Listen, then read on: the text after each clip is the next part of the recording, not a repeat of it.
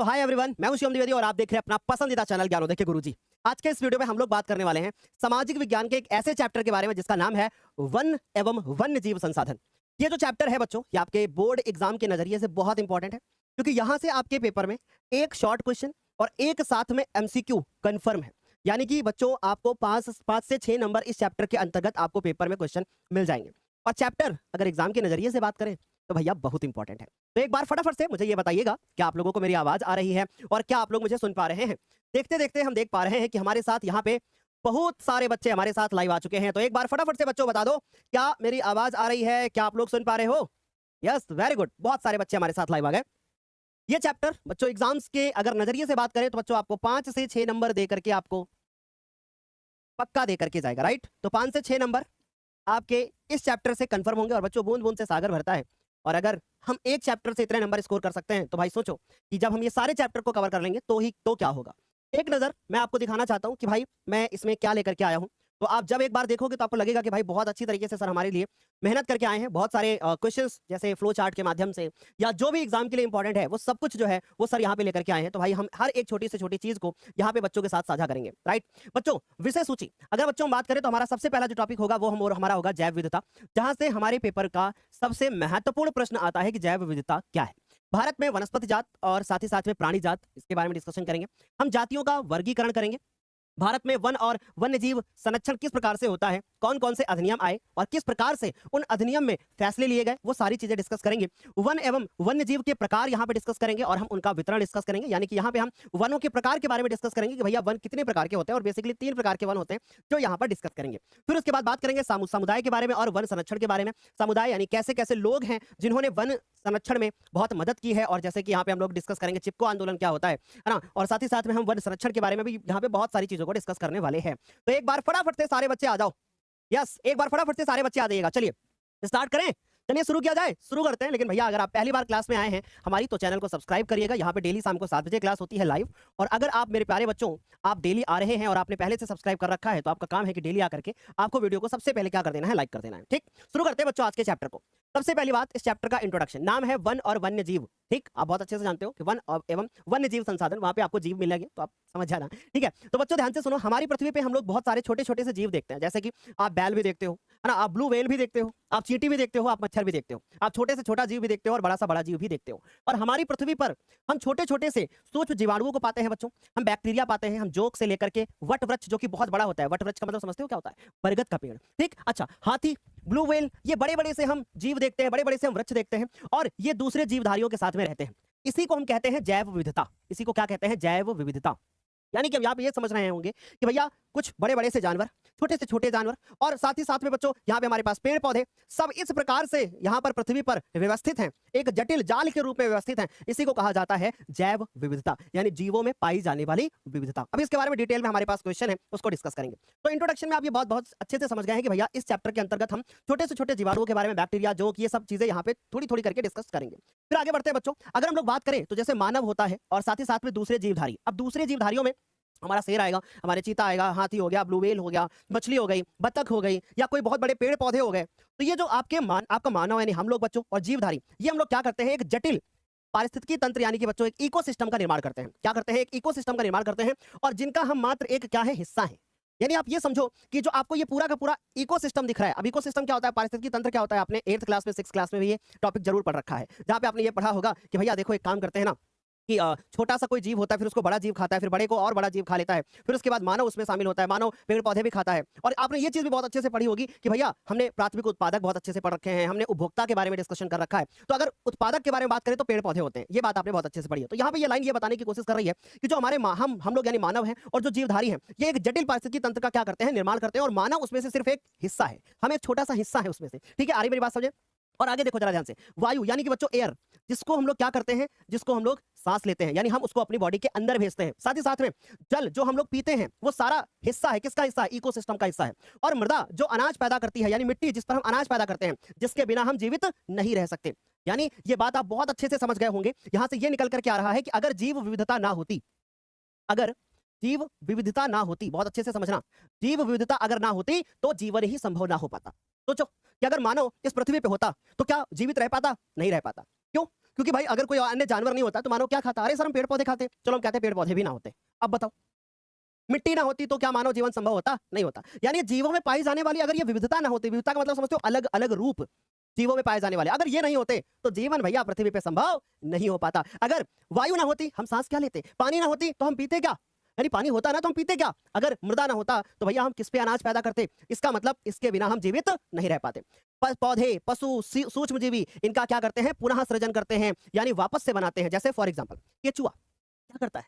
मिट्टी वो जो है मिट्टी होती है, मृदा जो होती है उसको उपजाऊ बनाता है। अगर सोचो केचुआ नहीं होता तो मृदा उपजाऊ हो पाती? नहीं हो पाती ना। तो इसका मतलब जो पौधे होते हैं, पशु होते हैं, सूक्ष्म जीव होते हैं, इनका क्या करते हैं? पुनः सृजन करते हैं। आगे बढ़े बच्चों, पारिस्थितिकी तंत्र में यानी जो हमारा इकोसिस्टम होता है, इसमें जो वन होते हैं वो क्या करते हैं? महत्वपूर्ण भूमिका निभाते हैं। यानी हम ये समझने की कोशिश कर रहे हैं कि हम सबसे पहले पूरे पारिस्थितिकी तंत्र को समझेंगे, फिर उसमें से एक हिस्से को निकालेंगे जिसको हम वन कहते हैं, वो इस चैप्टर में डिस्कस करेंगे। राइट? तो पारिस्थितिकी तंत्र में जो वन होते हैं हमारे, वो क्या करते हैं? महत्वपूर्ण भूमिका निभाते हैं। क्यों? क्योंकि ये प्राथमिक उत्पादक होते हैं। अब यहां से हमारे पेपर में क्वेश्चन आएगा कि भैया वन क्या है? वन क्या है? वन प्राथमिक उत्पादक है जिन पर दूसरे जीव क्या होते हैं? निर्भर होते हैं। क्योंकि भैया अगर वन नहीं होगा तो हमें वनस्पति कहां से मिलेगी? अगर वन नहीं होंगे तो हमें लकड़ी कहां से मिलेगी? अगर वन नहीं होंगे तो हमें ऑक्सीजन कहां से मिलेगी? क्योंकि हम लोग क्या है? हम लोग इसके ऊपर डिपेंड है। आई होप ये बात आपको डिटेल में समझ में आ रही होगी। अब हमारे पास क्या लिखा हुआ है, एक छोटा सा और क्वेश्चन आता है, और वो क्वेश्चन यह है कि जैव विविधता क्या है ना? जीवों में पाई जाने वाली क्या है? एक विविधता यहाँ पे दी जा रही है, यानी कि जैव विविधता क्या है, इसके बारे में डिस्कशन करेंगे। अब ये भी हम लोगों ने परिभाषा पढ़ी है, और परिभाषा हम लोगों ने ये पढ़ी है कि पृथ्वी पर मानव और दूसरे जो जीव होते हैं वो मिल करके क्या करते हैं? एक जटिल तंत्र का निर्माण करते हैं, और इसी जटिल तंत्र को यहाँ पे हम लोग क्या बोल रहे हैं बच्चों? जैव विविधता कह रहे हैं। क्या ये बात सारे बच्चों को क्लियर हो गई? आराम से समझ में आ रहा है?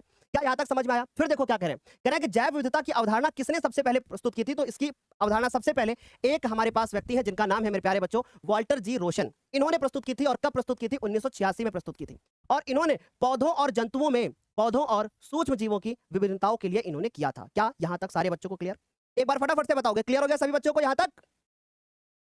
वाह क्या बात है, बहुत बढ़िया। छोटी छोटी सी कुछ कमेंट्स आ रही है कि सर मैंने परसों 40 रुपए, ये क्या लिख रहा है भाई? भाई मैं समझ नहीं पाया आपके मैसेज को। तो यहाँ पे क्वेश्चन है कि भाई जैव विविधता क्या है? तो जैव विविधता यानी कि पृथ्वी पर मानव और दूसरे जीव मिलकर के एक जटिल तंत्र का निर्माण करते हैं, जिसे हम लोग क्या बोलते हैं? जैव विविधता बोलते हैं। जैव विविधता की अवधारणा का सबसे पहला प्रयोग किसने किया था? वो वाल्टर जी रोसन ने किया था। अब एक छोटा सा सवाल ये आता है हमारे पेपर में कि आखिर जैव विविधता का हमारे जीवन में क्या महत्व है ना? क्या महत्व है? अच्छा सोच करके देखो, एक बार इस चीज को सोच करके देखना कि अगर पौधे नहीं होते, तो पौधे प्रकाश संश्लेषण नहीं करते, है ना भाई? अगर पौधे नहीं होते तो प्रकाश संश्लेषण नहीं होता। अगर प्रकाश संश्लेषण नहीं होता तो ऑक्सीजन कैसे हमको मिलती? और अगर ऑक्सीजन चलो मिल भी जाती तो कार्बन डाइऑक्साइड को वायुमंडल से हम कैसे गायब करते? भाई हम कार्बन डाइऑक्साइड को वायुमंडल से कैसे गायब करते? जिससे वायुमंडल को हम शुद्ध करते हैं। यानी ये बात बहुत अच्छे से समझ में आ गई कि अगर पौधे नहीं होते तो प्रकाश संश्लेषण नहीं होता, और अगर प्रकाश संश्लेषण नहीं होता तो बच्चे ऑक्सीजन जो होता वो हमें कैसे प्राप्त होता? और कार्बन डाइऑक्साइड को वो अवशोषित करते हैं पेड़ पौधे, जिससे वायुमंडल क्या होता है? शुद्ध होता है। तो वायुमंडल शुद्ध नहीं होता। यानी कि जो पौधे हैं ये जो हमारा इकोसिस्टम है उसका एक भाग है। यानी कि बच्चों हम बहुत अच्छे से समझ गए कि जो जैव विविधता है मानव जीवन के लिए बहुत ज्यादा क्या है? आवश्यक है। इसके बिना न केवल हम अपनी बुनियादी जरूरतों को पूरा करते हैं, बल्कि हम अपने स्वास्थ्य, हम अपने आर्थिक और समृद्धि और सांस्कृतिक विरासत को भी क्या कर सकते हैं? खो देंगे, अगर ये जैव विविधता नहीं होगी। क्या यहां तक क्लियर हुआ? एक बार फटाफट से सारे बच्चे बताना। क्लियर सभी को समझ में आ गई बात? यानी कि जैव विविधता नहीं होती तो फिर ये क्या? हम समृद्धि, हम सांस्कृतिक विरासत, ये सब चीजें क्या करेंगे बच्चों? खो देंगे। ठीक, ये बात क्लियर है? आगे देखो, अगर हम बात करें पशु, जैसे हमारे लिए पेड़ पौधे इंपॉर्टेंट है वैसे हमारे लिए पशु इंपॉर्टेंट है। क्यों? पशु क्या भाई? अगर पशु परागण, बीजों का फैलाव करते हैं, है ना? पशु क्या करते हैं? बीजों का फैलाव भी कर सकते हैं। कैसे कर सकते हैं भाई? खेतों में है मान लीजिए, है ना? अब वो किसी भी एक पेड़ को या किसी भी एक पौधे को खाएंगे तो बीज के रूप में उनके बॉडी के अंदर जाएगा, और वेस्ट मटेरियल के रूप में यानी कि पॉटी के रूप में वो बाहर निकलेगा, और फिर वो दूसरे खेत में फैलेगा। इससे क्या होगा? बीजों का फैलाव ही तो होगा। मिट्टी उर्वरक बनी हो रहेगी अगर हमारे पशु होंगे तो, क्योंकि वहीं से उनको क्या मिलेगी? खाद मिलेगी। अगर केचुआ नहीं होगा तो मिट्टी उर्वरक कैसे होगी? अगली चीज देखो, सूक्ष्म जीव यानी कि छोटे छोटे जीव, ये भी क्या है? जैव विविधता के लिए हमारे लिए क्या है? इंपॉर्टेंट है भाई। सूक्ष्म जीव अपघटन यानी कि जैसे मेरे प्यारे बच्चों अभी हमने आप लोगों को बताया था कुछ, जैसे बैक्टीरिया। अगर बैक्टीरिया नहीं होगी तो वो जो गंदगी वाली चीजें हैं वो कैसे समाप्त होंगी? अगर कोई जीव मर जाएगा और उसमें बैक्टीरिया नहीं फैलेगी, जीवाणु नहीं फैलेंगे, तो वो जीव कैसे समाप्त होगा?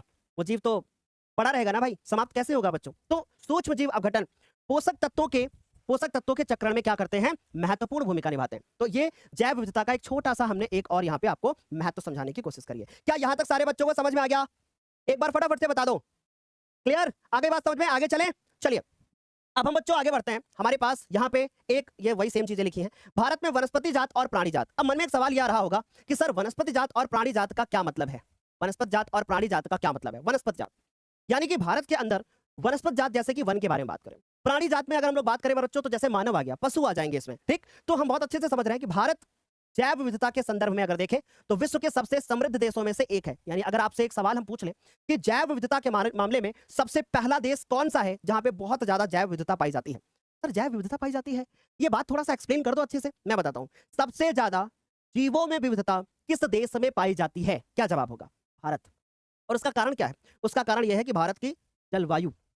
भारत में बहुत अच्छे से आप जानते हो, बहुत अच्छे से आप जानते हो कि अगर आप भारत में उत्तर की तरफ जाओगे ना, तो आपको मौसम जो मिलेगा बहुत ठंडा मिलेगा। आप दक्षिण की तरफ जाओगे, आपको दूसरी तरीके का मौसम मिलेगा, गर्मी आपको बहुत ज्यादा मिलेगी। समझ में आ रही बात? आप भारत के उत्तर प्रदेश में चले आओ, मैदानी इलाका मिलेगा, ऊपर जाओ पहाड़ मिलेंगे आपको, इधर भी समुद्र है, इधर भी समुद्र है। तो इसका मतलब है कि भारत की जो जलवायु है ना, वो अलग अलग क्षेत्रों में अलग अलग है। और अलग अलग क्षेत्रों में अलग अलग होने से फायदा यह है कि यहाँ पे जीवों में विविधता बहुत ज्यादा पाई जा रही है। अगर हम एक छोटा सा सवाल पूछते हैं आपसे, कुछ ऐसे जीव होते हैं जो केवल ठंडी जगह पे पाए जाते हैं, कुछ ऐसे जीव होते हैं जो सिर्फ जहां गर्म जगह होती है वहां पाए जाते हैं। बात समझ में आ रही है? तो ये जीवों में विविधता ही तो है। यानी भारत जीवों में विविधता के मामले में, यानी जैव विविधता के संदर्भ में पहला ऐसा देश है जो पहले स्थान पर है, ठीक। विश्व की सारी उपजातियों की 8% संख्या, लगभग 16 लाख, सोचो, यानी कि 16 लाख उपजातियां, भाई बहुत बड़ी बात है ये। यानी 16 लाख टाइप के भारत में जीव पाए जाते हैं। सोचिए कि कितनी ज्यादा विविधता है भारत के अंतर्गत, ठीक। आगे देखो बच्चों क्या है, भारत में 10% वन्य वनस्पत जात और 20% आपको स्तनधारियों के लुप्त होने का क्या है, खतरा बना हुआ है। और ये खतरा क्यों बना हुआ है पता है? भारत के अंदर इस समय पर बहुत गलत चीज चल रही है। क्या? जैसे लोग बहुत ज्यादा इलेक्ट्रॉनिक डिवाइसेस का उपयोग कर रहे हैं, बहुत ज्यादा एसी का यूज हो रहा है, ग्लोबल वार्मिंग बढ़ती चली जा रही है, गर्मी बढ़ती चली जा रही है। पहले कभी 40-45 डिग्री टेम्परेचर होने में ना बहुत बहुत ज्यादा जब गर्मी होती थी तब ऐसा होता था। अब तो देखो मेरे प्यारे बच्चों, क्या होता है कि बस थोड़ी सी गर्मी स्टार्ट होती है, टेम्परेचर 40 के पार हो जाता है। तो ये टेम्परेचर यानी तापमान में जो परिवर्तन हो रहा है ना, इसके कारण जो 20% स्तनधारियों के लुप्त होने का खतरा आ गया। जैसे एक छोटा सा एग्जांपल लेते हैं, आज के समय के कुछ सालों पहले जब मैं 6, 7, 8 क्लास में हुआ करता था, तो जब मैं घर से बाहर स्कूल जाता था ना, तो वहां मुझे कौवा दिखता था। कौवा, समझ गया ना? हाँ भाई, हेमलॉक ट्री वाला। हाँ, झूठ बोले कौवा काटे, वो वाला कौवा, ठीक है। अब आज आपको दिखता है क्या? नहीं दिखता। क्यों? क्योंकि उसके लुप्त होने का खतरा है और कहीं कहीं पे वो दिखता है। पहले आपको कोयल दिखती थी, क्या अब कोयल दिखती है? हो सकता है आपने ना देखी हो, छोटे रहे हो आप। अपने दादा दादी से पूछना, अपने भैया से पूछना, अपने पापा से पूछना कि पहले कोयल आपको दिखती थी? हाँ दिखती है। क्या अब दिखती है? ना के बराबर। पहले गिद्ध कितने दिखते थे, अब दिखते हैं तुम्हें? ना के बराबर। इसका मतलब ये जो जीव है इनके लुप्त होने का क्या हो चुका है, खतरा हो चुका है बच्चों। ठीक, आगे देखो जरा ध्यान से। इसमें से कई उपजातियां तो ऐसी हैं जो नाजुक अवस्था में हैं और लुप्त होने के कगार पे हैं, यानी लगभग वो कगार पे ही हैं। जैसे एग्जांपल, भारत में आपको चीता नहीं मिलेगा, आपको पता है भैया, अभी रूस से मंगाए गए थे, है ना? हरी बात समझ में? गुलाबी सिर वाली बतख, अरे भैया ये गुलाबी सिर वाली बतख कौन सी है? ये देखो गुलाबी सिर वाली बतख, ये बतख अब दिखती है भारत में? नहीं दिखती। ठीक, ये देखो, ये आपको पहाड़ी कोयल दिख रही, क्या ये पहाड़ी कोयल पहले दिखती थी? हाँ, लेकिन अब दिखती है? नहीं। यानी ये लुप्त होने की क्या है, बिल्कुल कगार पे आ चुकी है। ये जो आपको दिख रही है गुलाबी सिर वाली, क्या है? बतख है। गुलाबी सिर वाली क्या है? बतख है। हरी बात समझे? क्या है? ये बतख है। ये पहाड़ी कोयल पहले दिखती थी, क्या अब दिखती है? नहीं दिखती भाई। क्या ये गुलाबी सिर वाली बतख? नहीं। चीता भारत को बाहर से मंगवाने पड़ रहे हैं, है ना? और कहीं रूस से आ रहे हैं, कहीं दूसरे देश से आ रहे हैं। तो इससे क्या पता चलता है कि भैया भारत में ये जातियां जो हैं लुप्त होने के कगार पे हैं और आगे चल के लुप्त ही हो जाएंगी अगर हम इन पे ध्यान नहीं रखेंगे। इसीलिए चैप्टर आपको पढ़ाया जा रहा है। सर एक क्वेश्चन हमारे बच्चों के सामने, हमारे पास एक क्वेश्चन है यहाँ पर कि निम्नलिखित में से कौन प्राकृतिक वनस्पति जात और प्राणी जात के ह्रास का सही कारण नहीं है? ये बात आपसे पूछ रहा है, यानी कि कौन ऐसा कारण है जो इनमें से गलत है, यानी वो कारण नहीं है। ठीक, पहला कृषि प्रसार, बहुत ध्यान से समझ लो। बृहत स्त्री विकास परियोजनाएं, ठीक है। पशुचारण और ईंधन के लिए लकड़ी का एकत्रित करना, या तीव्र औद्योगिकरण और शहरीकरण। यहाँ एक सवाल पूछा जा रहा है कि इनमें से कौन सा ऐसा कारण है जिससे वनस्पति जात और प्राणी जात का ह्रास नहीं हो रहा है? एक जल्दी से बताओ।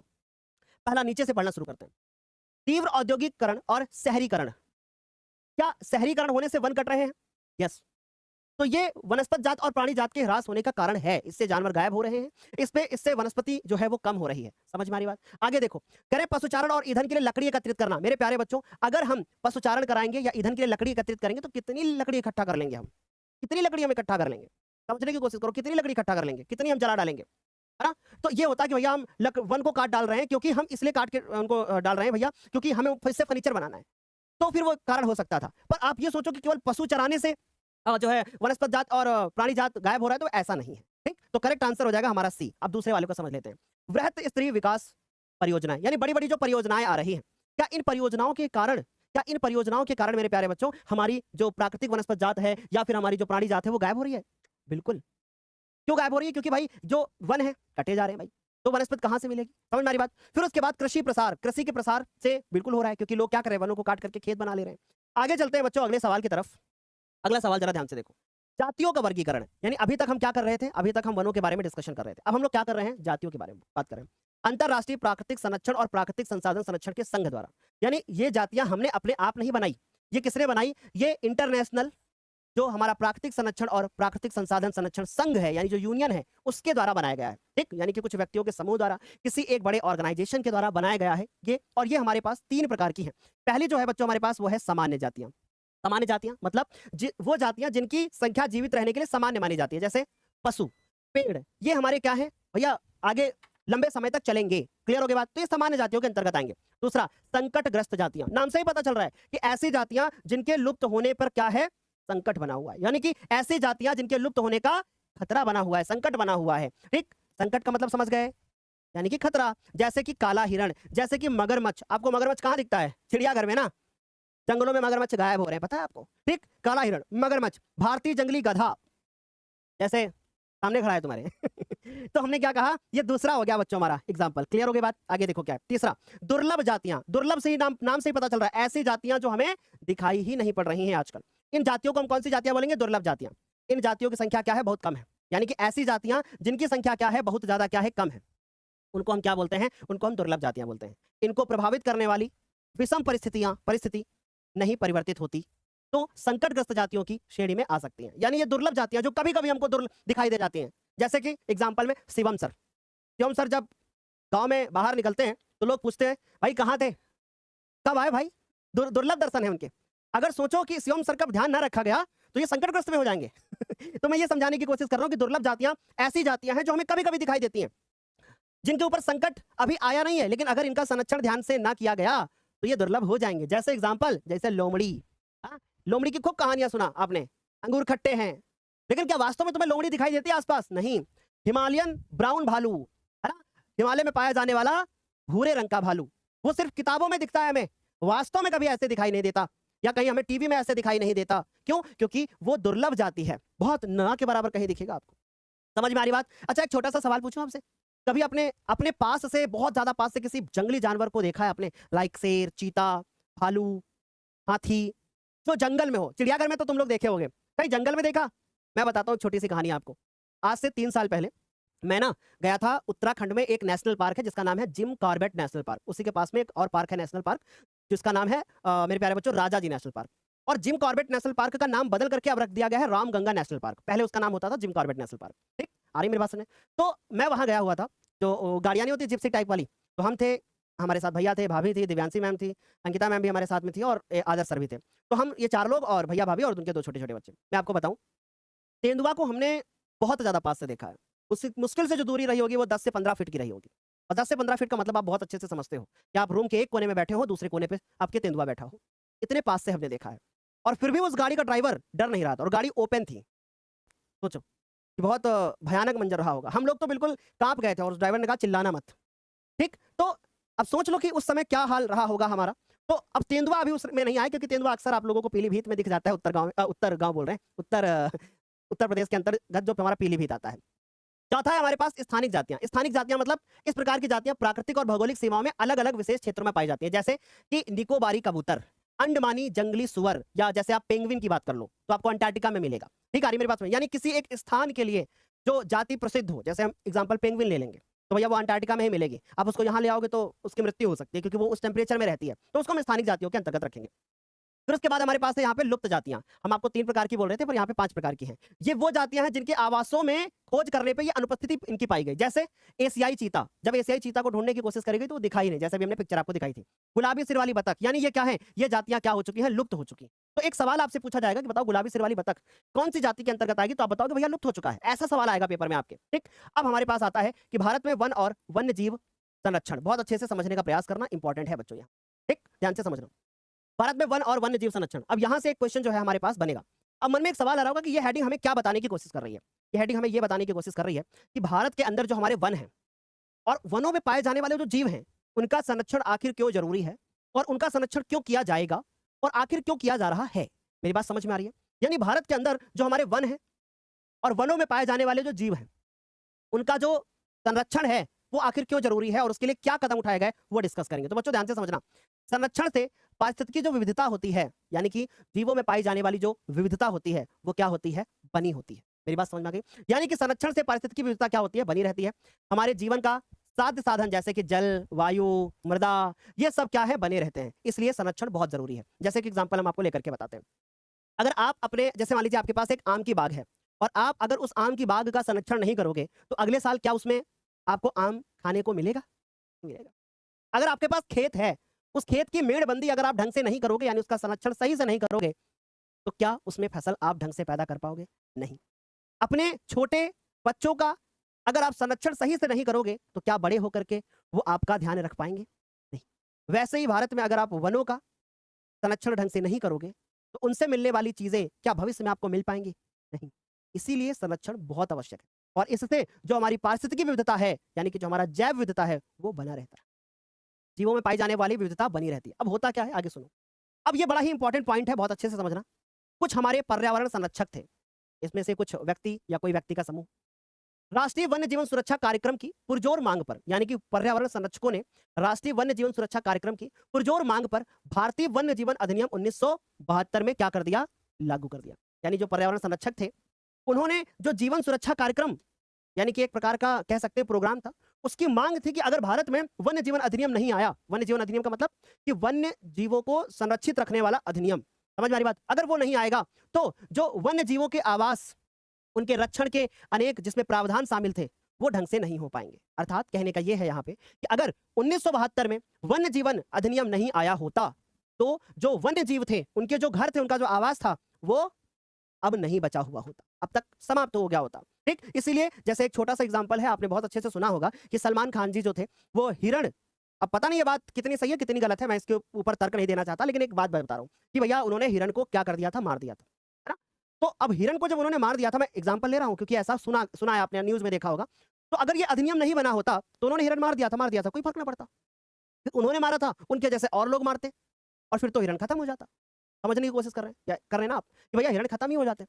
अब जैसे एक छोटा एग्जांपल और कि भैया उत्तर प्रदेश में आप चले जाओ तो गायों के ऊपर, जैसे गाय है, गौ हत्या नहीं हो सकती है।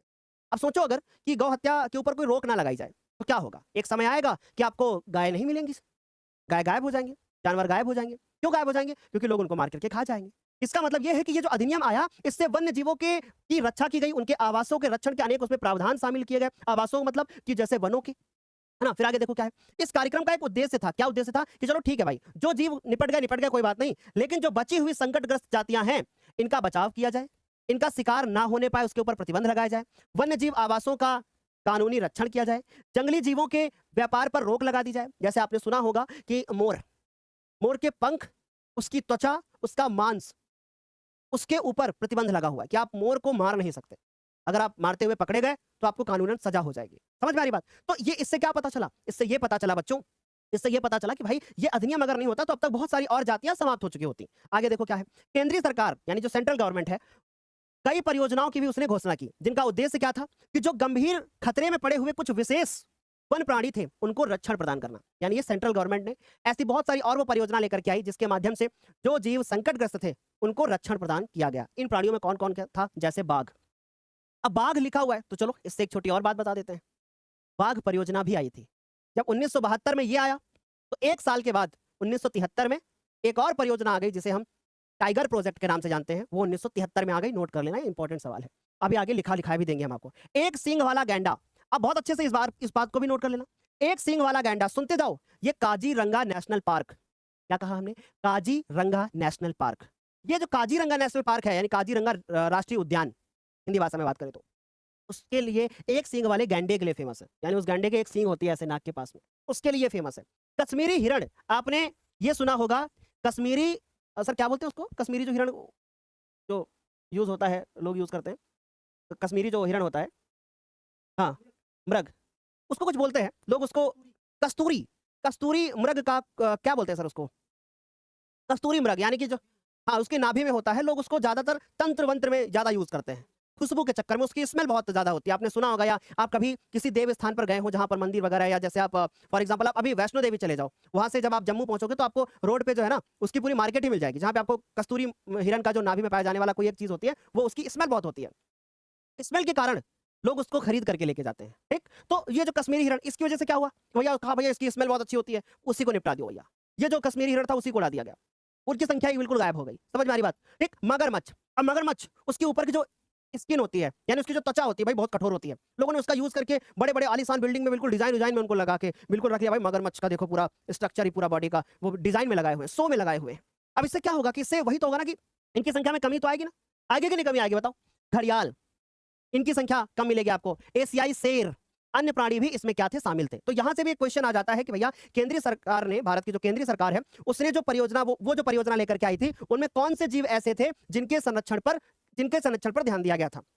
उनको मारने पर या उनको किसी भी उनके आवास को किसी प्रकार से छेड़छाड़ करने पर आपको मतलब उन्होंने रोक लगा दी थी। ठीक? चलो आगे चलेंगे बच्चों।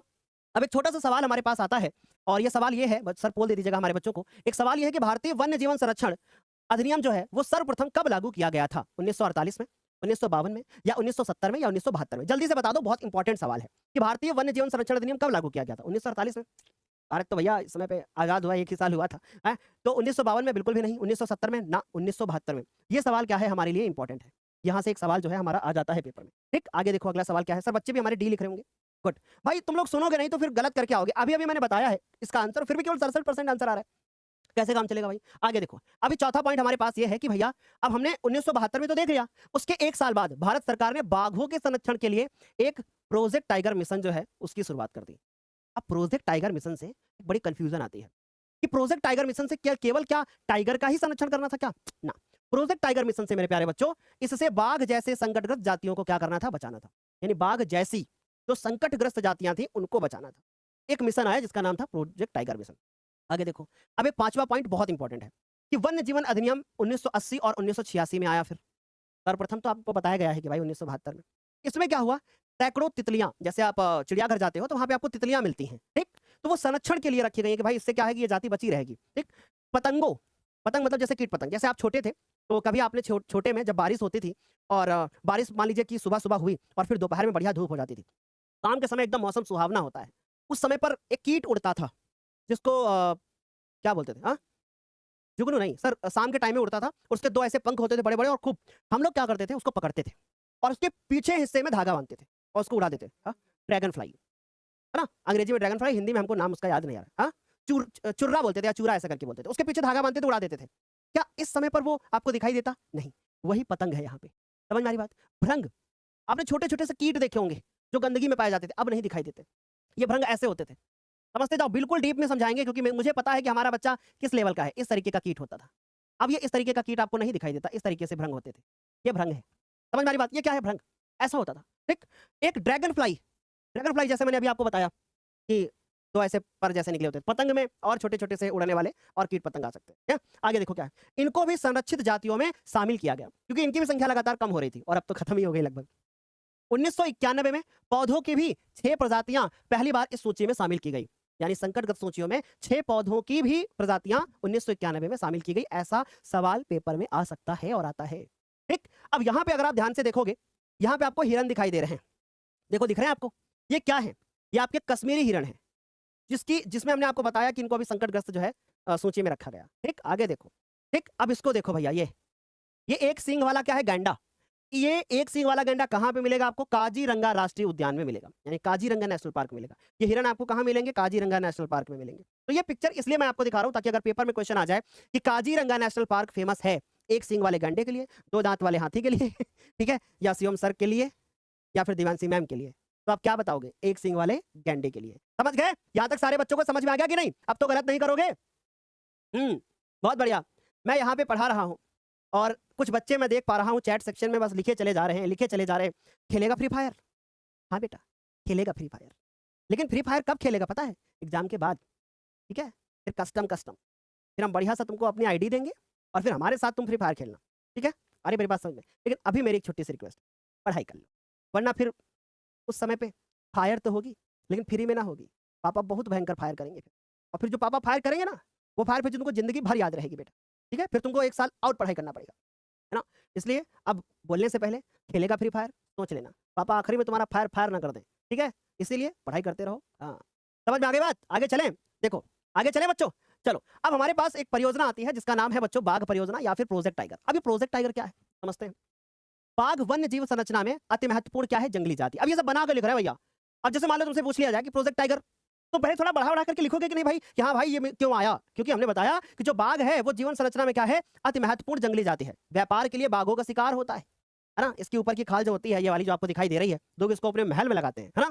उनके आवासीय स्थलों का कम हो जाना, इसीलिए वो कम हो जाते हैं। क्यों? क्योंकि उनका शिकार होता है, उनके आवासीय स्थल कम होते हैं। भोजन के लिए जंगली उपजातियों की संख्या में लगातार कमी, क्योंकि इसको जब खाने को नहीं मिलेगा तो बेचारी निपट ही जाएगी कि नहीं? अभी हाल ही में आपने पढ़ा होगा, सुना होगा कि एक बाघन की मौत हो गई है ना? आगे देखो, और मानव जाति की जनसंख्या में वृद्धि, मानव जाति बढ़ती चली गई, तो जिससे वनों की संख्या में कमी होती चली गई, तो बाघों की संख्या फिर घटती चली गई। ये इसके मुख्य कारण थे। एशियाई देशों में, एशियाई देश आप बहुत अच्छे जानते हो, जैसे श्रीलंका हो गया, बांग्लादेश हो गया, भूटान हो गया, म्यांमार हो गया, भारत हो गया, पाकिस्तान हो गया, है ना? तो ये जो आपको यहाँ पे दिखाई दे रहे हैं, इसमें बाघों की खाल का व्यापार होता है भैया। क्या होता है? बाघों की खाल का व्यापार। राजा महाराजा अपने महलों में जो है इसकी खाल को लगा करके बिल्कुल ऐसे मढ़ करके बिल्कुल जो है कांच में बिल्कुल बंद करके रखते थे। हाँ, बाघ की खाल मतलब फिर वो शौर्य का प्रतीक माना जाता था। ठीक, उनकी हड्डियों के परंपरागत औषधियों में उनका प्रयोग होता था भैया। इनकी हड्डियां जो है औषधियों में प्रयोग होती थी, जिसके कारण जो ये बाघ वाली जाति है, ये जो हमारा टाइगर है, ये क्या है? लुप्त होने की कगार पे आ चुका था मतलब। ठीक, आगे देखो क्या होता है। अतः बाघों के संरक्षण के लिए एक मिशन की शुरुआत करी गई, और ये मिशन की शुरुआत हुई कब? अप्रैल 1973 में, जिसको कहा गया कि प्रोजेक्ट टाइगर मिशन। राइट, आगे देखो। बाघ परियोजना मात्र एक संकटग्रस्त जाति को बचाने बाघ परियोजना मात्र एक संकटग्रस्त जाति को बचाने का प्रयास ही नहीं है, बल्कि इससे और से बहुत जीव जातियों का क्या हो सकता है? संरक्षण हो सकता है। इससे केवल हम एक ही जाति को नहीं बचाएंगे, इससे हम और जातियों को भी बचाने का प्रयास करेंगे। तो आई होप मेरे प्यारे बच्चों को यहां तक समझ में आ रहा होगा। भूमंडलीय विश्व का बनना इसके बाद पढ़ा देंगे। ठीक, पहले ये वाला चैप्टर अच्छे से हमारे साथ क्लियर कर लो। बोलो, क्लियर हो गया सभी बच्चों को बात? सर एक क्वेश्चन आया है हमारी नजरों के सामने। क्वेश्चन ये है हमारा कि बाघ परियोजना यानी कि प्रोजेक्ट टाइगर की शुरुआत कब हो गई? जल्दी से बताओ बच्चों। 1972 में वन्य जीव संरक्षण अधिनियम आया।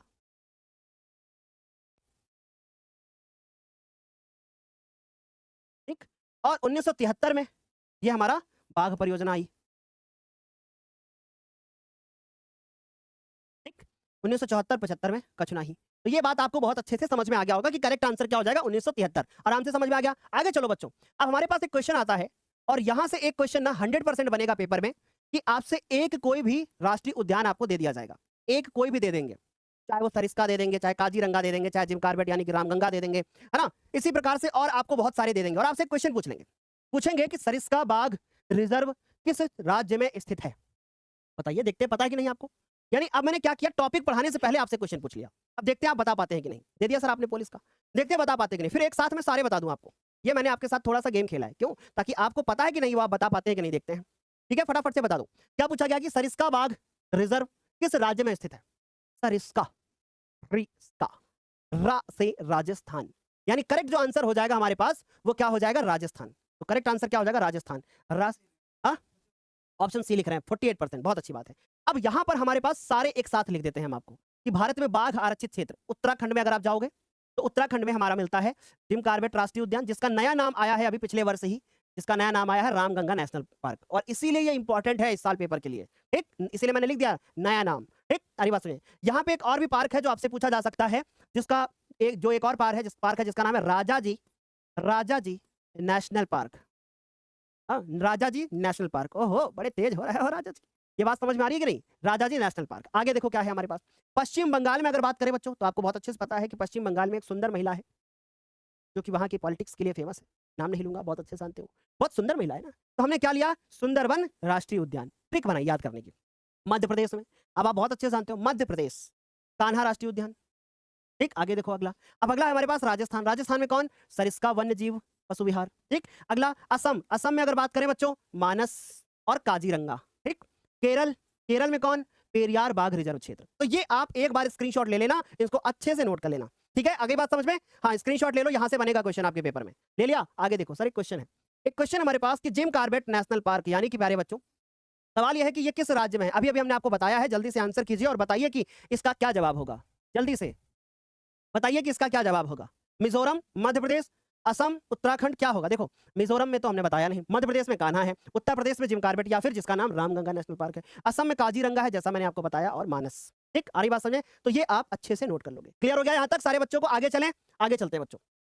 अब हमारे पास अगला है कि सुंदरवन राष्ट्रीय पार्क किस राज्य में है? सुंदर से याद रखना, सुंदर महिला, और जिसमें आप बहुत अच्छे से जानते हो ममता बनर्जी जी। ठीक है, तो आप बहुत अच्छे से समझोगे वो कहां पर मिलेंगे आपको? पश्चिम बंगाल में मिलेंगे, यानी कि बहुत अच्छे से समझ गए, सुंदर से सुंदर महिला यानी कि पश्चिम बंगाल में है। ठीक, क्लियर हो गई बात? उड़ीसा होगा नहीं, असम होगा नहीं, मध्य प्रदेश भी हमारा नहीं होगा। ठीक, क्लियर हो गया यहां तक सारे बच्चों को अच्छे से? अच्छा भाई, बहुत बढ़िया। अगला है वन और वन्य जीवन संसाधनों के प्रकार और उसका वितरण, यानी कि कितने प्रकार के वन पाए जाते हैं। तो बेसिकली 3 प्रकार के आपको वन मिलेंगे, ध्यान से देखो। भारत में अधिकतर जो वन है या वन्य जीवन है, प्रत्यक्ष रूप में सरकार के अधिकार क्षेत्र में, यानी आप किसी वन में जाओगे तो आप ये देखोगे कि आपको ऐसा फील होगा कि भाई ये डायरेक्ट जो है गवर्नमेंट, यानी जो भारत की जो सरकार है उसी के हाथ में है। यहाँ पे अगर लकड़ी की कटाई होगी तो वही देखेगी, है ना? यानी डायरेक्ट रूप से अगर बात करें तो सरकार के अधीन है सब कुछ। अब वन भी कई प्रकार के होते हैं सर, वन बहुत प्रकार के होते हैं, इसका मतलब सर समझाइए। अरे आम की बाग हो गई है, या आम का वन हो गया पूरा, या किसी बांस का पूरा वन हो गया, ऐसा नहीं है। वनों के प्रकार में मतलब पहले ये देखेंगे कि उसका क्षेत्रफल कितना कैसा है, उसमें किस प्रकार की वनस्पति पाई जा रही है, उसका उसको किसके अधीन है, किसी एक समूह के अधीन है, यानी किसी व्यक्ति के समूह के अधीन है, या सरकार के अधीन है। इसमें देखेंगे वहां की वनस्पति कैसी है, वहां पे कौन कौन से जीव पाए जा रहे हैं, कौन कौन से जीव हैं, उसके बेसिस पे 3 भागों में डिवाइड किया गया है। और इसको डिवाइड किया गया है किसके द्वारा? वन विभाग और अन्य विभागों के जरिए, जिसमें से पहला बच्चों हमारे पास है, पहला है हमारे पास आरक्षित वन। नाम से ही पता चल रहा है कि आरक्षित का अंग्रेजी भाषा में कहते हैं रिजर्व। जैसे हमने कहा आपकी सीट आरक्षित है, इसका मतलब आपकी सीट रिजर्व है। मेरी बात समझ गए? आपकी सीट क्या है? रिजर्व है। आरक्षित से नाम से ही पता चल गया कि जिसमें सीट क्या है? रिजर्व है। इसका मतलब आरक्षित वन ऐसे वन होंगे जो वन और वन्य प्राणियों के संरक्षण में आरक्षित वनों को सर्वाधिक मूल्यवान माना जाता है, वो रिजर्व वन है। देश में आधे से अधिक वन आरक्षित वन घोषित किए गए हैं, यानी कि 50% से ज्यादा वन आरक्षित वन घोषित किए गए हैं। ठीक, आगे देखो। दूसरा बच्चों हमारे पास हो गया रक्षित वन। इन वनों को अधिक नष्ट होने से बचाने के लिए इनकी सुरक्षा की जाती है, और वो सुरक्षा कौन करता है? वो देश की सरकार के द्वारा। ठीक, देश के कुल वन का 1/3 भाग जो है वो हमारा रक्षित वनों के अंतर्गत आता है। इसमें 50% यानी कुल वन का 1/3, अगर 1/3 की बात करें तो लगभग 33%, 33.33 आएगा ना। फिर आगे देखो, अवर्गीकृत वन, अन्य सभी प्रकार के वन जिसमें बंजर भूमि भी शामिल है, सरकार के हिस्से में हो सकता है या व्यक्तियों या समुदाय के हिस्से में हो सकता है, इसको हम अवर्गीकृत वन बोलते हैं। ये लगभग 16%, अगर आप इसको पूरा काउंट करोगे तो आपको 99 मिलेगा। 100 क्यों नहीं है सर? क्योंकि ये 33.33 और ये 16.67 होना चाहिए था, तब जाकर के पूरा 100 होता, पर ये लगभग लिखा हुआ है। ठीक, समझ में आ रही बात? ये 3 प्रकार के वन हमारे यहाँ पे पाए जाते हैं। पहला है अवर्गीकृत वन, दूसरा है रक्षित वन, फिर तीसरा है हमारे पास मेरे प्यारे बच्चों पहला आरक्षित, दूसरा रक्षित और तीसरा अवर्गीकृत वन। यहाँ से एक क्वेश्चन आपका बनेगा, मैं अभी तीनों में अंतर आपको बता दूंगा। देखो, अब एक सवाल हमारी नजरों के सामने है बच्चों, एक सवाल हमारी नजरों के सामने है कि निम्नलिखित में से किस राज्य में स्थायी वनों के अधीन सबसे बड़ा क्षेत्र आता है? और यह सवाल हमारा 2024 का सवाल है। पूछा यह जा रहा है कि भारत का ऐसा कौन सा राज्य है जहां पर वनों का क्षेत्रफल बहुत ज्यादा है, बहुत ज्यादा वन वहां पे पाए जाते हैं? जल्दी से बताइए। और हिंट के लिए हम आपको बताते हैं, प्रधानमंत्री जी जब रूस से चीता मंगवाए थे तो उन्होंने कहां पर उन चीता को छुड़वाया था? कौन से राज्य में उनको छुड़वाया था? वहां से आपको मैंने हिंट दिया है, फटाफट से बताओ क्या आंसर होगा, जल्दी से बताओ क्या आंसर होगा, जल्दी से। आखिरी जंग ज्ञानोदय के संग जल्दी बताओ क्या होगा? मध्य प्रदेश। तो करेक्ट आंसर क्या होगा? मध्य प्रदेश। मध्य प्रदेश में सबसे अधिक वन पाए जाते हैं। ठीक, तो मध्य प्रदेश भारत में पहले नंबर पे। अब ये जो हमारे आरक्षित, रक्षित और अवर्गीकृत वन है, यहां से हमारा एक क्वेश्चन बहुत इंपॉर्टेंट बनता है कि इन तीनों में अंतर क्या है। इसके लिए हमने एक टेबल बना रखी है आपके सामने। सबसे पहला कि इनका महत्व, आरक्षित वन स्थायी रूप से उत्पादन के लिए रखे जाते हैं। जैसा मैंने आपको बताया कि ये बहुत मूल्यवान होते हैं, इनकी जो इनके अंतर्गत जो आपको वनस्पति मिलती है वो आपको बाकी वनों में नहीं मिलेगी, इसको सरकार अपने अधीन रखती है मेरे प्यारे बच्चों। रक्षित वनों के बारे में बात करें तो इन्हें और अधिक नष्ट होने से बचाने के लिए सुरक्षा इनको प्रदान की जाती है। अवर्गीकृत मतलब वन ऐसे वन होते हैं जो मनुष्य की पहुंच से बहुत ज्यादा दूर है। ठीक, तो ये वन पहुंच से बहुत ज्यादा परे होते हैं या बंजर भूमि होती है। ये 50% होते हैं, ये 1/3 का लगभग 33.33%, ये 16 है तो 16.67%। अरे बात सुनिए, तो ये परसेंटेज भी आपसे पूछा जा सकता है, और ये 50%। अब एक सवाल ये पूछा जाएगा कि भैया नियंत्रण, तो इसका नियंत्रण सरकार के हाथ में होता है, इसका नियंत्रण भी सरकार के हाथ में है, और इसका जो नियंत्रण है वो सरकार या किसी भी एक व्यक्ति के हाथ में हो सकता है। जैसे हमने कहा भाई मेरा वन है या मेरा जंगल है। ठीक, अगला देखो, ये कहां पर पाए जाएंगे? तो आरक्षित वन यानी जहां की वनस्पति बहुत ज्यादा मूल्यवान होगी वो आपको भारत के उत्तरी भाग में मिलेगा, भारत के दक्षिणी भाग में मिलेगा, यानी आपको उत्तर में जाओगे तो आपको जम्मू कश्मीर, और उसके बाद आपको उत्तराखंड, केरल तो नीचे मिलेगा, तमिलनाडु भी नीचे मिलेगा, आपको पश्चिम बंगाल भी आपको नीचे मिलेगा। ठीक, तो महाराष्ट्र ये आपको इधर साइड में मिलेगा, बाई तरफ। तो आप बहुत अच्छे से देखोगे कि ये कहाँ पर हमारे आरक्षित वन पाए जा रहे हैं। तो इनको आपको याद करने की आवश्यकता नहीं है। लेकिन हाँ, अब पूछा जा सकता है तो आप इसमें से 1-2 नाम आप लिख के आ सकते हो पेपर। ठीक है? क्या यहाँ तक सारे बच्चों को समझ में आ गया? स्क्रीनशॉट ले सकते हो। अब आता है हमारे पास समुदाय और संरक्षण। ये इंपॉर्टेंट है। यहाँ से आपके छोटे-छोटे प्रश्न आपके पेपर में आएँगे। यानी कोई-कोई छोटा प्रश्न आपको यहाँ से मिल सकता है। छोटे से छोटे प्रश्न आपको इसके अंतर्गत मिलेंगे। जैसे ध्यान से समझना, वन हमारे देश में कुछ मानव प्रजाति के आवास भी हैं। जैसे बहुत सारे ऐसे मानव हैं जो वनों में ही रहते हैं। जंगली जानवरों को मार करके खाते हैं और वहीं अपना जीवन बिताते हैं। उनको हर मानव भी जानवर ही नज़र आता है। ठीक है? ऐसे लोग भी हैं हमारे पृथ्वी पे।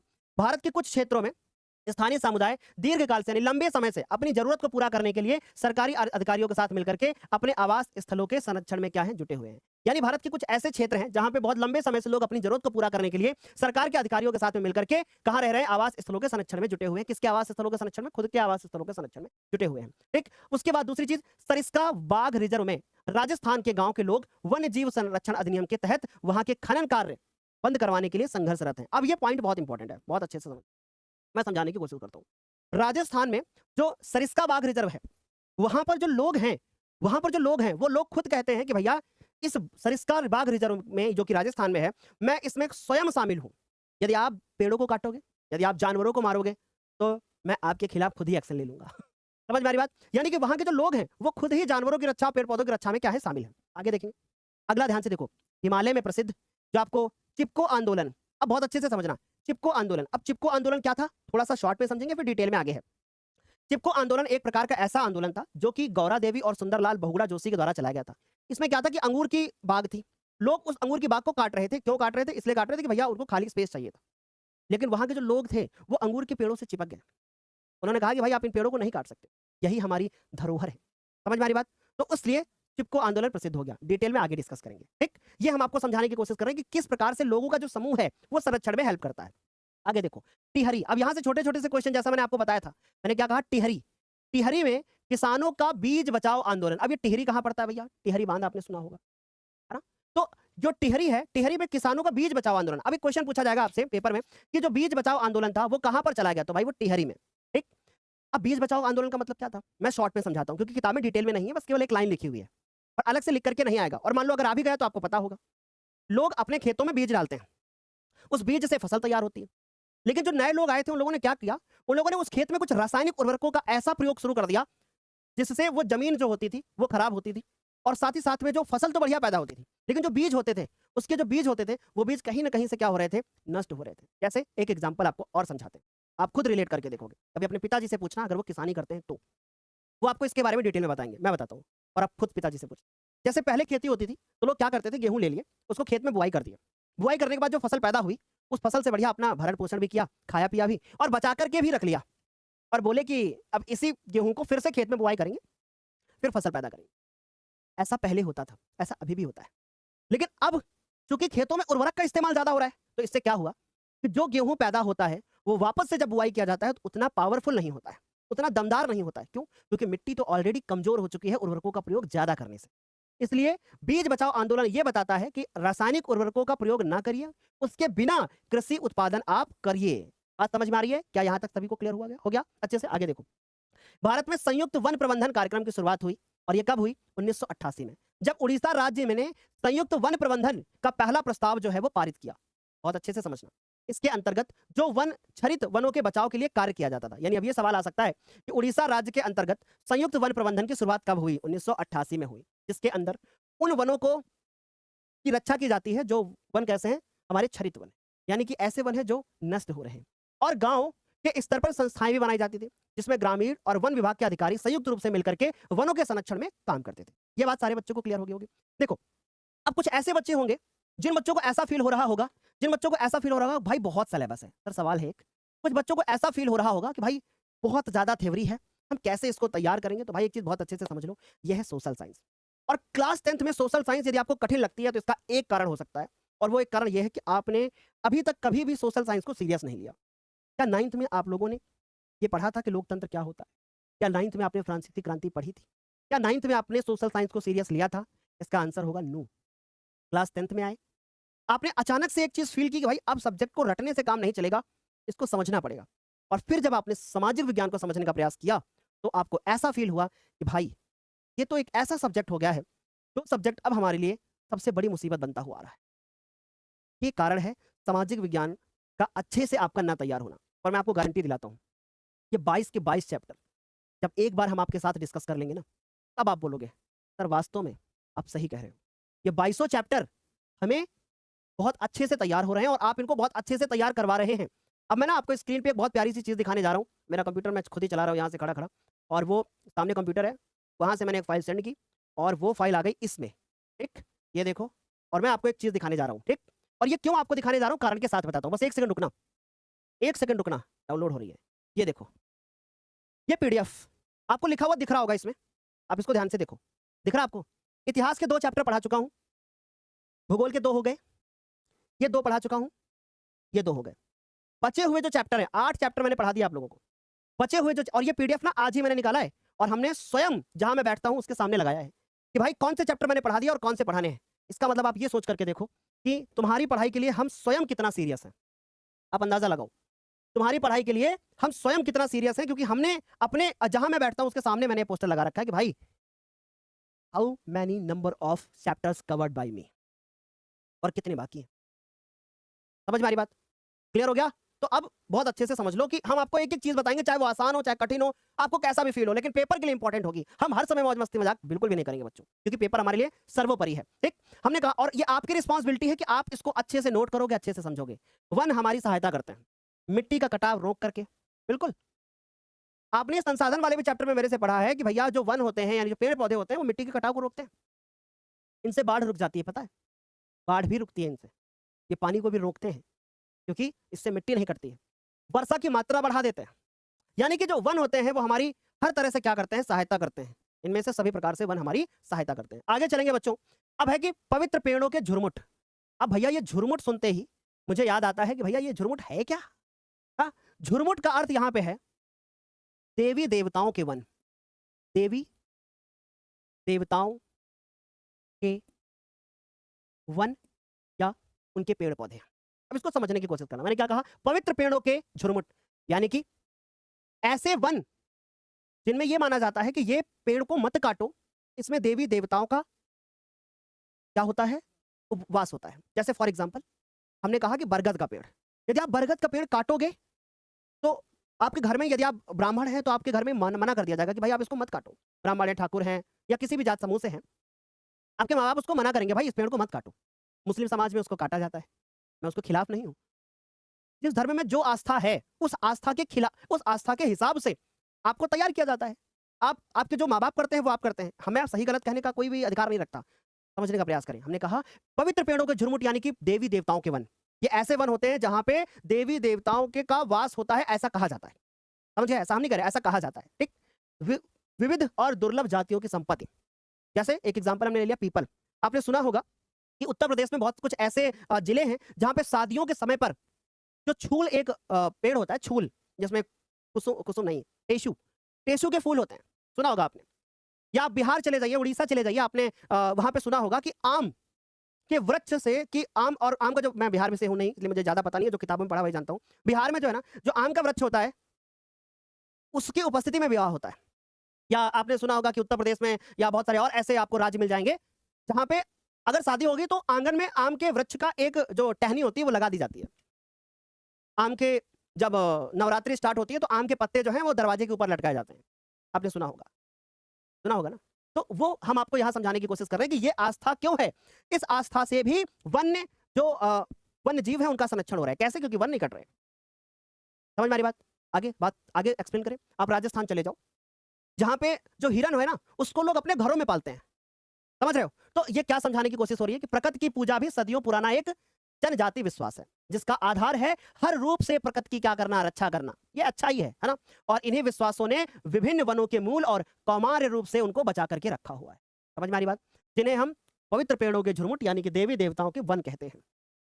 वनों के इन भागों में या तो वनों के ऐसे बड़े भाग होते हैं जो स्थानीय लोग ही जिसमें घुस सकते हैं, कोई और उसमें नहीं जा सकता, और ना ही किसी और को उसमें छेड़छाड़ करने देते हैं, यानी काटने नहीं देते। बोलते हैं भैया ये वन ऐसा है, देवी देवताओं का वन है, आप इस पेड़ को नहीं काट सकते।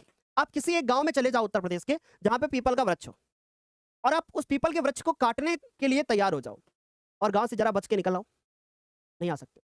रीजन क्या है इसके पीछे? इसके पीछे का रीजन है वहां की आस्था, उस वृक्ष के प्रति आस्था। समझ में आ रही बात? तो आप ये बहुत अच्छे से समझ गए होंगे कि कैसे पेड़ पौधों को जो है उनकी रक्षा की जाती है और कैसे ये कुछ इंपॉर्टेंट पॉइंट हम यहाँ पे डिस्कस करेंगे। जैसे एक जगह है जिसका नाम है छोटा नागपुर। छोटा नागपुर क्षेत्र में मुंडा और संथाल ये जातियों के नाम है। वो लोग महुआ और कदम्ब के पेड़ों की क्या करते हैं? पूजा करते हैं। अब ये सवाल तुमसे पूछा जा सकता है कि महुआ और कदम्ब के पेड़ों की पूजा कहाँ पे की जाती है? छोटा नागपुर में। उड़ीसा और बिहार में की जो जातियां हैं वो शादियों के दौरान इमली और आम के पेड़ की पूजा करते हैं। इमली खट्टी, आम मीठा। क्यों करते हैं भाई मुझे नहीं पता, मैं उनकी आस्था को ठेस नहीं पहुंचाना चाहता, बस थोड़ा सा यहाँ पे हम हंसी मजाक करते हैं आपके साथ। हो सकता है कि जीवन में खटास मिठास एक साथ लाना चाहते हो। समझ गए? तो आगे देखो क्या है।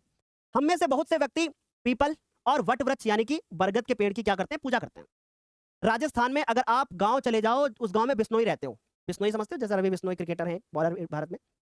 तो राजस्थान में बिश्नोई गांव आप चले जाओ, वहां पे काला हिरण, चिंकारा, नीलगाय, जोरों के झुंड देखे जाते हैं और लोग उनको पालते हैं और कहते हैं कि ये हमारे समुदाय का अभिन्न हिस्सा है। खुश होते हैं लोग, नुकसान नहीं पहुंचाते उनको। तो यहां से एक सवाल भी आपके पेपर में आ सकता है, कोई भी। कैसे सवाल आ सकता है? ऐसे सवाल आ सकता है कि किस राज्य की जनजातियों में विवाह के अवसर पर आम और इमली की पूजा की जाती है? बताइए जल्दी से बता दो। कौन से राज्य में आम और इमली की पूजा करी जाती है? उत्तर प्रदेश उत्तराखंड में, मध्य प्रदेश और छत्तीसगढ़ में, उड़ीसा और बिहार में, तमिलनाडु और केरल में। करेक्ट आंसर होगा उड़ीसा और बिहार में। तो आई होप ये बच्चों को समझ में आपको आ रहा होगा। ठीक है, आ रही बात समझ में? अब अगला है हमारे पास कि निम्नलिखित में से कौन सा कथन, सर थोड़ा सा अभी पोल है, फास्ट कर दीजिएगा थोड़ा सा, कि निम्नलिखित में से कौन सा कथन पवित्र पेड़ों के झुरमुट से संबंध रखता है? कह रहे हैं या देवी देवताओं के वन है, या विशालकाय झुरमुट का समूह है, झुरमुट मतलब देवी देवताओं का वन, या आरक्षित वन है, या फिर ये रक्षित वन है? जल्दी से बता दो। कह रहे हैं कौन सा कथन इसमें संबंध रखता है? या देवी देवताओं के वन है, या विशालकाय झुरमुट का समूह है, या आरक्षित वन है, या ये रक्षित वन है? पानी में मिलेगा थोड़ा, हंसा दे बच्चों को। थोड़ा सा बचा हुआ है चैप्टर, बहुत ज्यादा बड़ा नहीं है, बस एक टॉपिक और बचा है, चिपको आंदोलन। चिपकाएंगे और उसके बाद फिर विदाई देंगे आपको। अभी थोड़ा सा बचा है, जल्दी बताओ। कह रहे कौन सा कथन पेड़ पौधों के से संबंध रखता है? कह रहे यह देवी देवताओं का क्या है? देवी देवताओं के वन है। ठीक, आगे देखो जरा। अगला हमारे पास सवाल है कि पेड़ों के झुरमुट के संबंध में कौन सा कथन अन्य 3 वाक्यों से भिन्न है? यानी कि इसमें 4 कथन लिखे हैं, एक कथन इसमें अलग है। कह रहे कुछ वनों को कौमार्य रूप से बचा करके रखना, कुछ वनों को कौमार्य रूप से बचा करके रखना। दूसरा, इन वनों को स्थानीय लोगों की छेड़छाड़ से दूर रखा जाता है। अच्छा, ये बात बिल्कुल सही लग रही है। वनों से किसी भी प्रकार की छेड़छाड़ पर प्रतिबंध लगा होता है, ये बात भी सही है। ये तीनों स्टेटमेंट एक जैसे हैं। ये सरकारी योजना का हिस्सा होता है, ये गलत है। वहां के लोग जो होते हैं वो इससे जुड़े होते हैं। देख लो, पानी दिया गया हमको, कौन से ग्लास में?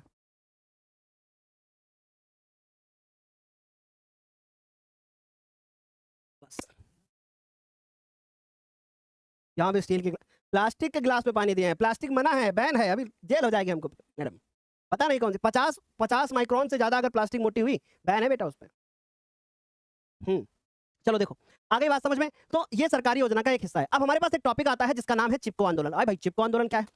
यह एक ऐसा आंदोलन है जो कि दो व्यक्तियों के द्वारा चलाया गया। अब वो कौन से थे उनको समझते हैं। चिपको आंदोलन का एक उद्देश्य है पर्यावरण का संरक्षण। एक यहाँ पे आपको व्यक्ति हैं जो मिल रहे हैं आपको, गौरा देवी, है ना, ये गौरा देवी। और चिपको आंदोलन का एक पर्यावरण रक्षा का आंदोलन था। इसके अंतर्गत मैं आपको बताता हूं क्या हुआ था। गौरा देवी और सुंदरलाल बहुगुणा जोशी, इन दोनों लोगों ने मिलकर के इस आंदोलन को सबसे पहले जो चलाया वो चलाया उत्तराखंड राज्य में एक जगह पड़ती थी जिसका नाम था चमोली। वहां पर यह आंदोलन चलाया गया था। पहले जब उत्तर प्रदेश और उत्तराखंड एक ही में था, जब उत्तर प्रदेश और उत्तराखंड एक ही था, उसका विभाजन नहीं हुआ था, तब ये जो चमोली था वो उत्तर प्रदेश का हिस्सा था। समझ में आ रही बात? उत्तर प्रदेश का हिस्सा था, लेकिन अब ये चमोली उत्तराखंड में है। तो एक बड़ा कंफ्यूजन वाला सवाल होता है बच्चों के सामने कि चमोली उत्तर प्रदेश में है कि उत्तराखंड में है। बड़ा सवाल है भाई। तो बहुत अच्छे से सुन लो, जब चिपको आंदोलन हुआ था तब विभाजन नहीं हुआ था, तो इसलिए चमोली जो था वो उत्तर प्रदेश में था, लेकिन प्रेजेंट में आपको उत्तराखंड में मिलेगा। बात समझ आ रही? इसमें क्या हुआ था मैं बताता हूँ। इसमें बहुत सारे लोग थे और वो सारे लोग जो है अंगूर की खेती भी वहाँ पे होती थी और अंगूर के बहुत सारे वृक्ष थे। वहाँ का जो वन विभाग था उसने जो है उन पेड़ों को काटने की कोशिश की, और काटने की कोशिश इसलिए कि उनको शायद खाली स्थान चाहिए होगा। तो अब वहाँ के जो लोग थे वो पेड़ों से चिपक गए और बोले कि पहले मुझे काटना पड़ेगा तब आप इन पेड़ों को काट सकते हो। और इस चिपको आंदोलन में सबसे ज्यादा जो लोग थे उनमें से महिलाएं थी। समझ में आ रही बात? और ये 2 लोगों के द्वारा चलाया गया, एक गौरा देवी और एक आपको पता चलेगा सुंदरलाल बहुगुणा जोशी। तो ये सवाल आपसे पेपर में पूछा जा सकता है। तो हमने क्या कहा कि चिपको आंदोलन पर्यावरण से संबंधित है, इसको गौरा देवी ने चलाया। चिपको आंदोलन एक पर्यावरण रक्षा का आंदोलन था। यह भारत के उत्तराखंड राज्य में, जो कि पहले उत्तर प्रदेश में आता था, किसानों ने अंगूर के वृक्षों की कटाई का विरोध कर दिया। वे राज्य के वन विभाग के ठेकेदारों के द्वारा वनों की कटाई का विरोध कर रहे थे कि भैया वन को नहीं काटना है। फिर क्या हुआ, उन पर अपना परंपरागत अधिकार जता रहे थे। कौन? वहां के लोग। फिर क्या हुआ, यह आंदोलन सबसे पहले चमोली जिले में फैला। और कब? 1973 में, जब बाघ परियोजना हुई तब। रिलेट कर लो, ठीक। एक दशक के अंदर यानी लगभग 10 सालों में यह पूरे उत्तराखंड क्षेत्र में फैल गया। चिपको आंदोलन की एक मुख्य बात यह थी कि इसमें बहुत सारी स्त्रियां थी, यानी महिलाएं इसमें शामिल थी। इस आंदोलन की शुरुआत 1973 में भारत के सुंदरलाल बहुगुणा जोशी और श्रीमती गौरा देवी के द्वारा इसको चलाया गया। ठीक, तो एक सवाल यहीं से ये बनता है छोटे छोटे से कि चिपको आंदोलन किससे संबंधित है? जल्दी से बताइए, किससे संबंधित है चिपको आंदोलन? वन संरक्षण से, वायु संरक्षण से, जल और मृदा से? जल्दी बताइए क्या आंसर होगा। मैं आपको एक चीज बताता हूं। पिछले लगभग 8 से 10 दिनों में हमारे साथ एक जब मैं आप लोगों की क्लास लेने आता हूं तो एक चीज आपने नोटिस की होगी, जब मैथमेटिक्स पढ़ाते हैं तो सर को कोई दिक्कत नहीं होती है, लेकिन जब सर साइंस पढ़ाने के लिए आते हैं, सोशल साइंस पढ़ाने के लिए आते हैं, तो सर को एक प्रॉब्लम होती है कि जब सर सामने देखते हैं तो जब कैमरे की तरफ देखते हैं तो एक अलग तरह से चेहरा उनका बनने लगता है। नोटिस किया कभी आपने पिछले 8 दिनों में? मैं आपको एक बहुत अच्छी सी बात बताता हूँ। अभी आपकी मैम आई, दिव्यांशी मैम, और बोलिए सर थोड़ा बच्चों को हंसा दो। मैथमेटिक्स पढ़ाते वक्त क्या हो रहा है कि जब मैं ज़्यादातर मेरी नज़र यहाँ रहती है और इधर ब्लैक स्क्रीन रहती है तो मुझे लाइट नहीं लगती आंखों में, लेकिन सोशल साइंस पढ़ाते समय मुझे क्या दिक्कत हो रही है कि जब मैं सामने देखता हूँ तो लाइट बहुत ज़्यादा रहती है। सामने लगभग 4 ट्यूबलाइट जमीन में नीचे हैं, और जब मेरी नज़र हल्की से भी नीचे पड़ती है तो मुझे कुछ सामने दिखाई नहीं देता, मुझे सामने ढंग से कैमरा भी नहीं दिखाई देता। अगर उसमें भी चमक ना हो तो दिक्कत हो जाएगी। और इसका मेन एक कारण यह है कि आंखों में कहीं ना कहीं हमारे दिक्कत हो रही है। ये चश्मे, मतलब चश्मा अगर ना लगाऊं तो तभी मुझे दिखता है, ऐसा नहीं है कि नहीं दिखता है, लेकिन मैं आपको ये बताने की कोशिश कर रहा हूं कि सामने कैमरे को फेस करने में प्रॉब्लम हो रही है। क्योंकि अभी जैसे है, अगर मैं आप मेरे से बोलो 5 मिनट ऐसे खड़े रहो तो आंखों में भी आंसू आना स्टार्ट होंगे। और इसका कारण क्या है? उसका कारण यह है कि अत्यधिक लाइट, और आंखें अब आप मेरी देख पा रहे होंगे। ये चश्मा हमारा कोई टेस्टेड नहीं है, ये लाइट के लिए ही है। लेकिन ये हो क्या रहा है कि जैसे लाइट बहुत ज्यादा लग रही है तो उस लाइट के कारण सामने कैमरे को देख पाना थोड़ा मुश्किल हो रही है ना? शायद आप समझ सकते हो कि मैं क्या कहने की कोशिश कर रहा हूं, है ना? तो चिपको आंदोलन संबंधित है किससे? वन संरक्षण से। ठीक, अगला सवाल हमारे पास है यहाँ पे कि चिपको आंदोलन सुंदरलाल बहुगुणा द्वारा उत्तराखंड के किस जिले में चला गया? उत्तराकाशी, नैनीताल, पिथौरागढ़ या चमोली? तो उत्तराखंड के चमोली जिला। क्लियर होगी बात? आगे चले। चिपको आंदोलन का क्या उद्देश्य है? हिमालय क्षेत्र में महिला मंगल दल द्वारा वृक्षों की चिपक कर उससे रक्षा करना। अब ये बहुत अच्छा सा एक क्वेश्चन बना यहाँ से कि जो महिलाएं थी उन्होंने अपना एक दल बना रखा था, एक ग्रुप बना रखा था, उसको कहा गया था मंगल दल। ठीक, करेक्ट आंसर क्या होगा? ये जंगली जानवरों की रक्षा नहीं भाई, पेड़ों की रक्षा करना था इसमें। आ रही बात समझ में सारे बच्चों को? अगला सवाल जो हमारे पास है वो ये है कि निम्न में से चिपको आंदोलन की मुख्य उपलब्धि क्या थी? कौन सी थी? अधिक पेड़ उगाए गए ऐसा थोड़ी ना था। वनों की कटाई पर रोक लगाई गई, ऑप्शन नंबर बी। ठीक, आ रही बात समझ में सभी को? Very good. अब अगला है हमारे पास, अगला क्वेश्चन हमारे पास है, अगला कोई क्वेश्चन नहीं, चैप्टर हो चुका है समाप्त। अगर मैं इस चैप्टर के अंतर्गत बात करूं तो हमने जो है इतने टॉपिक डिस्कस किए। पहला था जैव विविधता, जीवों में पाई जाने वाली विविधता को जैव विविधता कहते हैं, और इसका महत्व यह है कि अगर जैव विविधता नहीं होगी तो जीवन संभव नहीं होगा। समझ में आ रही बात? इसके लिए एक सिस्टम बनाया गया जिसको पारिस्थितिकी तंत्र या इकोसिस्टम कहा जाता है। भारत में वनस्पति जात और प्राणी जात में हमने समझा कि भाई भारत में बहुत सारी वनस्पति जात भी होती है, बहुत सारी प्राणी जातियां भी होती हैं, है ना? और इसके लिए हमने बहुत सारी छोटे छोटे से क्वेश्चन डिस्कस किए। जातियों का वर्गीकरण जिसमें हमने 5 प्रकार की जातियां पढ़ी, लुप्त जाति, विलुप्त मतलब लुप्त जाति, सामान्य जाति, दुर्लभ जाति, संकटग्रस्त जाति, ये जातियां भी हम लोगों ने डिस्कस की इसमें। भारत में वन और वन्य जीव संरक्षण जो कि 1972 में इसके लिए एक अधिनियम आया, जिसका एक उद्देश्य था कि जो जातियां हमें दुर्लभ दिखाई देती हैं उनको संकटग्रस्त वो ना हो पाए, इसलिए उनका बचाव किया जाए। इसके लिए 1973 में यानी 1 साल के बाद में एक नया अधिनियम आ गया, प्रोजेक्ट टाइगर मिशन। इस मिशन में सिर्फ बाघ की ही नहीं रक्षा करनी थी बल्कि अन्य जीवों की भी रक्षा करनी थी। अगला समुदाय और वन संरक्षण, जिसके अंतर्गत हमने देखा कि बिहार के, उड़ीसा के जो लोग होते हैं वो इमली और आम की पूजा करते हैं शादियों के समय पर। छोटा नागपुर में संथाल और मुंडा जो जातियां हैं वो जातियां क्या करती हैं? बहुत अच्छे से सुनते जाना। वो जातियां वो भी पेड़ पौधों की ही पूजा करते हैं। आरी बात समझ में? इस तरीके से हमने बहुत सारे छोटे छोटे से क्वेश्चन देखे। हमने चिपको आंदोलन के बारे में डिस्कस किया जो कि सुंदरलाल बहुगुणा जोशी और गौरा देवी के द्वारा चलाया गया, जिसका एक उद्देश्य था वनों की रक्षा करना। महिलाओं का एक दल था जिस दल ने वहां मिलकर के, वो दल पेड़ों से चिपक गया, जिसके कारण जो वहां का वन विभाग था उसको पीछे हटना पड़ा, और लगभग 1 दशक यानी 10 साल में ये पूरे उत्तराखंड में फैल गया। आरी बात समझे? उत्तराखंड का एक जिला है जिसका नाम है चमोली, उस चमोली जिले के बाद उत्तराखंड के सारे जिलों में फैल गया। तो आई होप ये बात आपको बहुत डिटेल में हमने हमारे द्वारा समझ में आई होगी। अब आप लोग मुझे जल्दी से बता दो, क्या यहां तक सारी चीजें समझ में आ गई? एक बार फटाफट से बताओगे। क्लियर हो गया? अगला चैप्टर आप कौन सा पढ़ना चाहते हो मेरे से, ये बताना। ठीक है, आंखों में थोड़ी सी दिक्कत हो रही है, संडे तक मैनेज करेंगे, संडे जिस दिन भी हमारी छुट्टी होगी, और उस दिन मैं जा करके कहीं दूसरा जो है कोई दूसरा चश्मा या कुछ ले लूँगा, तो दिक्कत नहीं होगी। बहुत ज़्यादा लाइट लग रही है। मैम सर आपको भी लाइट से दिक्कत हो रही थी क्या? अच्छा, तो चलें अभी एंड करें आज के सेशन को? चलिए तब तक के लिए फिर bye bye, take care, thank you so much. अगला चैप्टर कौन सा पढ़ना चाहते हो ये मुझे बताना, ठीक है? तब तक के लिए बाय बाय।